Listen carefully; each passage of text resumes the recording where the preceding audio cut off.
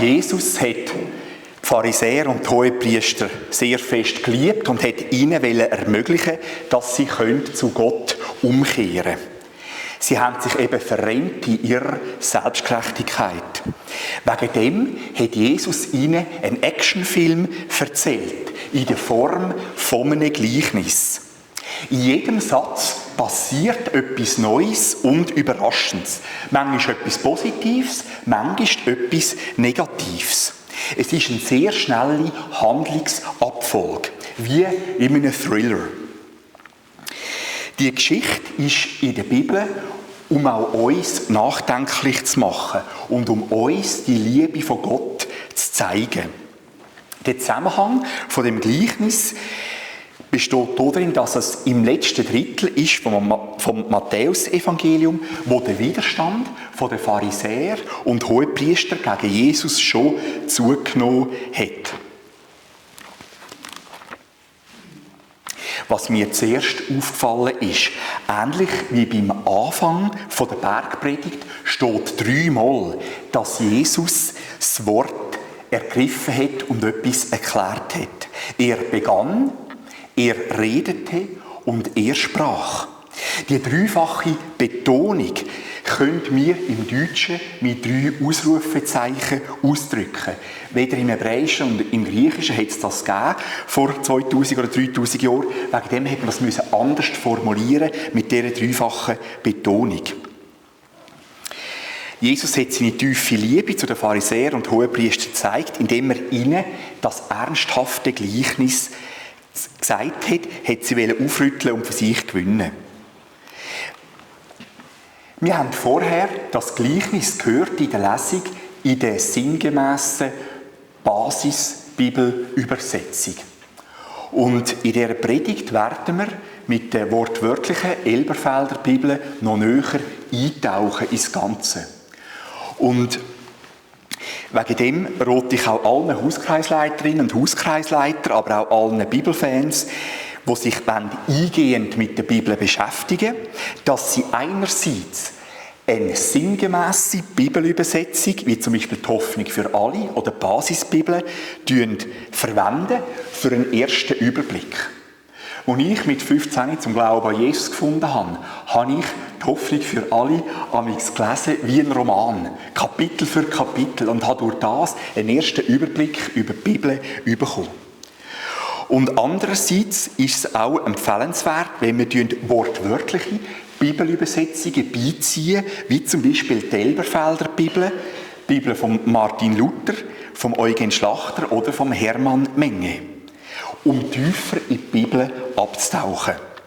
Von diesen 40 deutschen Bibelübersetzungen insgesamt sind Gott sei Dank 20 Übersetzungen online kostenlos erhältlich, die man anschauen kann. Ein Gleichnis ist eine Vergleichsgeschichte. Wir werden im Folgenden die verschiedenen Vergleichspunkte genauer anschauen. Ich habe das stichwortartig zusammengefasst vorne. Jesus redet von einem König und der König steht für Gott Vater, der einladen zum Hochzeit von seinem Sohn. Der Sohn ist der Bräutigam, das ist Jesus, der Sohn von Gott. Den Knecht, am Anfang vom Gleichnis stehen die Knechte für Propheten. Vom Propheten vom Alten Testament, wo das Volk Israel zur Umkehr zu Gott gerufen haben. Wir kommen nachher noch näher auf das zu. Und dann kommt zur Hochzeit, das heisst, kommt zu Jesus. Das ist die Einladung, Jesus als persönlichen Herr und Heiland im eigenen Leben anzunehmen und ihm zu vertrauen. Den kurzen Satz habe ich auch hier vorne an die Kielwand Leutwil anschlagen lassen. Die Einladung zu einer königlichen Hochzeit war die grösste Ehre. Es war das grösste Ereignis, die grösste Party damals überhaupt. Wir sehen hier vorne einen Kupferstich von Jan Luyken, der heisst «Die Einladung». Und wir sehen in der Mitte einen Herold, kommt an ein Haus und lädt zu dieser königlichen Hochzeit ein. Aber der Hausherr wehrt ihn ab. Im Hintergrund vom Bild sehen wir auch jemand anderen, der mit Ochsen gerade arbeitet. Das ist wie die zweite Ausrede, wo jemand sagt, nein, er muss arbeiten. Aber im Hintergrund, ganz rechts, ein bisschen versteckt, sieht man eine Frau.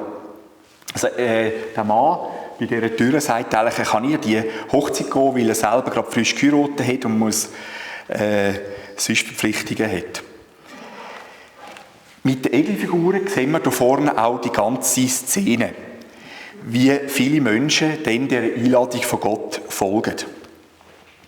Aber die Einladung ablehnen heisst, wenn man Gott und Jesus ablehnen.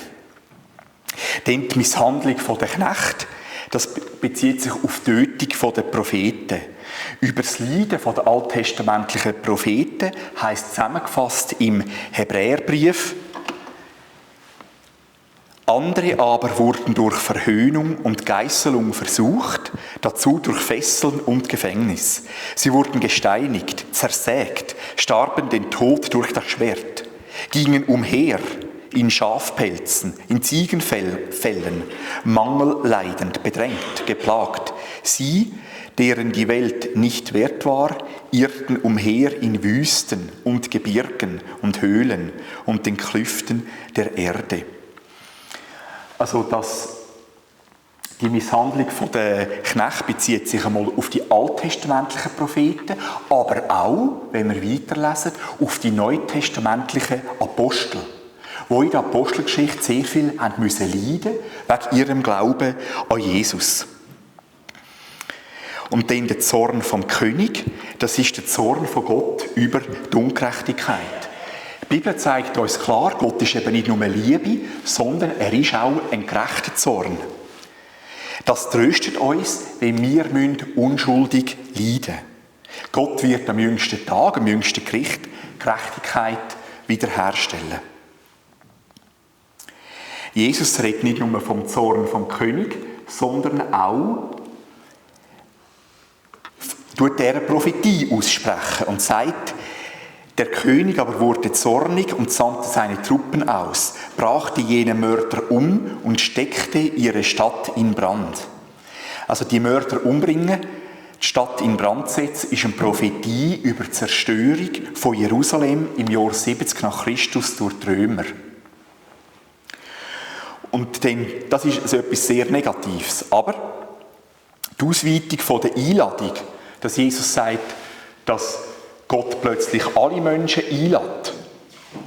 Das heisst, Gott liebt alle Menschen, auch dich und mich.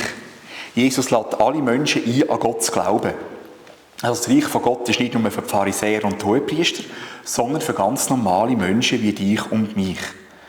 Im Kapitel vorher sagt Jesus, deswegen sage ich euch, das Reich Gottes wird von euch, das heißt von den Hohepriestern und Pharisäern, weggenommen und einer Nation, das heißt der Christen, gegeben werden, die seine Früchte bringen wird.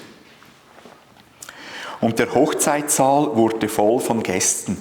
Das heißt, viele Menschen haben die Predigt von Jesus gehört und sind auch von ihm geheilt worden. Dann hat ja der eine kein Hochzeitskleid angehabt. Das bezieht sich darauf, dass er die Vergebung von der Sünde nicht angenommen hat.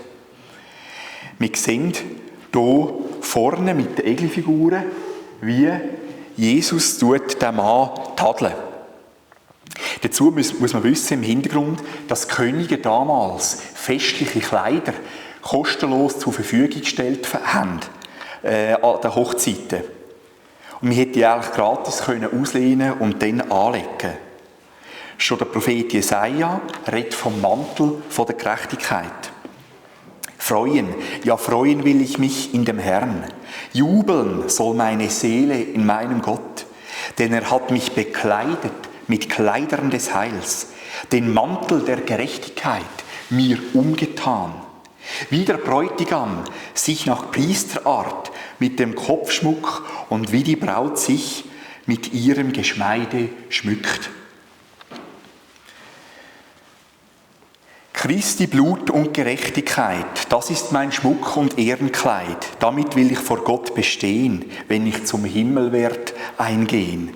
Das ist ein Gedicht, das Amix Sideli Walti auch gesagt hat, das sie als Motto verwendet hat. Ein paar kennen sie, vielleicht noch eine Frau, die in Dürrenesch gelebt hat. Das war ihre Motivation, Christi Blut und Gerechtigkeit, Jesus ganz zu vertrauen, auch in schwierigen Situationen. Und das ist auch die Einladung der Bibel, dass wir die Gerechtigkeit von Jesus einfach dürfen annehmen als Geschenk für uns persönlich, den Mantel der Gerechtigkeit. Ich habe es hier auch abgedruckt. Der König sagt, Freund, wie bist du hier hereingekommen, da du kein Hochzeitskleid hast? Das erste Wort ist Freund. Das ist auch interessant. Das erste Wort ist eine Annahme. Er sagt zu ihm Freund. Auch das heisst wieder, Gott liebt alle Menschen und redet sogar die Menschen ohne Hochzeitskleid, die Menschen ohne Sündenvergebung, redet er an mit der liebevollen Anrede Freund. Denn das Verstummen, der hätte keine Ausrede können sagen. Das bedeutet, wir haben keine Ausrede gegenüber Gott. Der Mensch ohne Sündenvergebung hat keine Ausrede gegenüber Gott, wieso er sie nicht angenommen hat. Ich habe gerade vorher noch gedacht, meine Frau Christina, als sie ein Kind war, hat sie amix so wie eine Art Jungschar hat sie teilgenommen in der Turnhalle Sur. Und dann hat sie amix auch ihre Kameradinnen und Kameraden eingeladen, vielleicht in der 2. Klasse. Und hat gesagt, willst du auch mal kommen? Wir in die Turnhalle Sur so zusammen eine Art Jungschar feiern, zusammen spielen, dann zusammen essen. Und das eine Kind hat ihr geantwortet, nein, ich kann leider nicht kommen. Ich muss dann eben das Mandarinli essen. Und so war das die Ausrede von einem Kind. Wir Erwachsenen haben halt andere Ausreden, dass wir zum Beispiel sagen, eben, wir haben ein Geschäft, das wir machen, wir haben irgendwie Ehe und Familie. Aber Jesus sagt, nein, es ist wichtig, dass wir Jesus nachfolgen und auch die Vergebung der Sünden annehmen. Denn Diener stehen am Schluss vom Gleichnis für den Engel. Das sind die Helfer beim jüngsten Gericht, die ihm helfen. Denn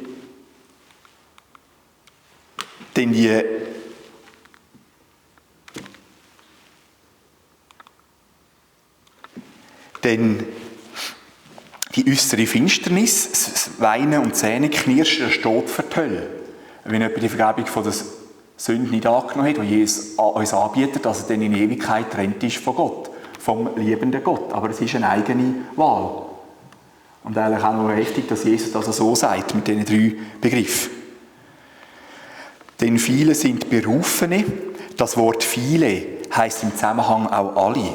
Dass Gott nämlich alle Menschen liebt auf unserer Welt, weil ja Jesus, also Gott, alle Menschen erschaffen hat und alle Menschen liebt. Aber wenige sind Auserwählte. Das heisst aber, also im Vergleich zu denen allen, tun nur wenige an Jesus auch glauben und ihm vertrauen. Wir sehen, das ist ein heftiges Gleichnis. Es passiert in jedem Satz etwas Neues, auch etwas Unerwartetes. Und ich werde jetzt sind wir wirklich reingezoomt mit der Kamera. Jetzt wollen wir noch ein bisschen rauszoomen und das grosse Ganze auch noch anschauen. Weil der Gottesdienst trägt den Titel, wie Jesus unsere Demokratie gegründet hat. Und wenn wir jetzt schauen nach Griechenland, in die antike Demokratie, dann war die nur für volljährige Männer, die auch griechische Eltern hatten.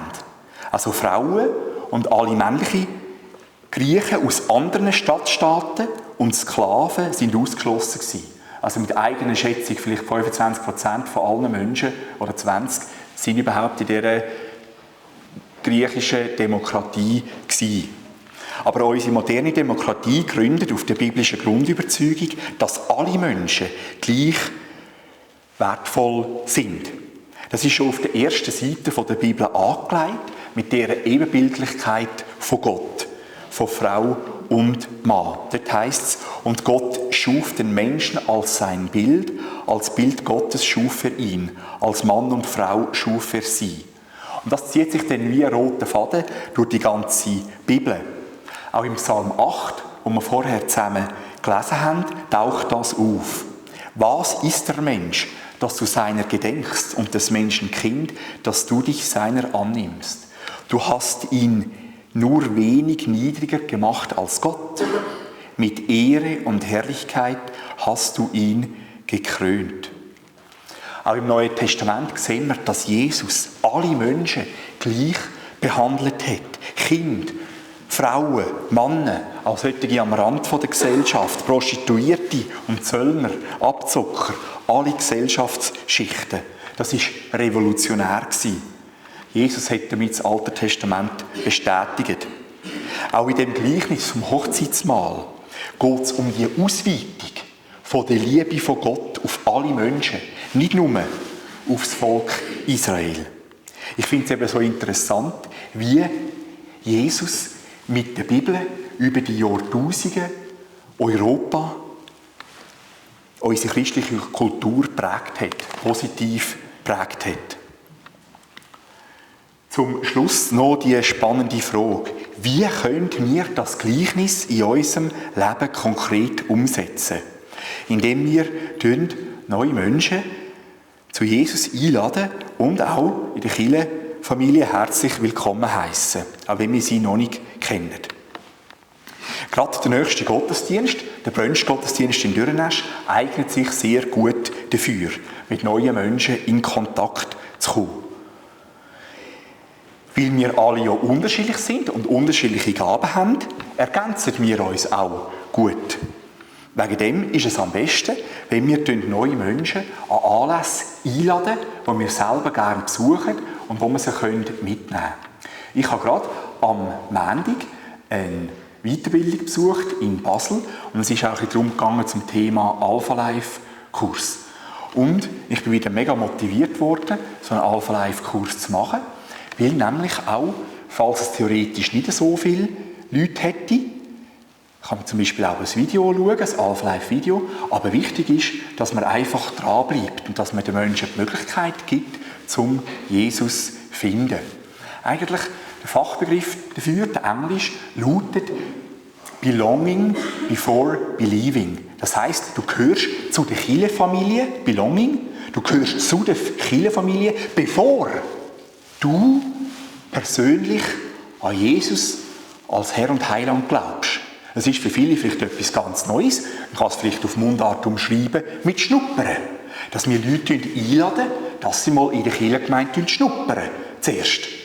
Also, dass sie zuerst in der Kirchengemeinde schnuppern können, bevor sie selber auch den Lebensentscheid für Jesus Christus treffen.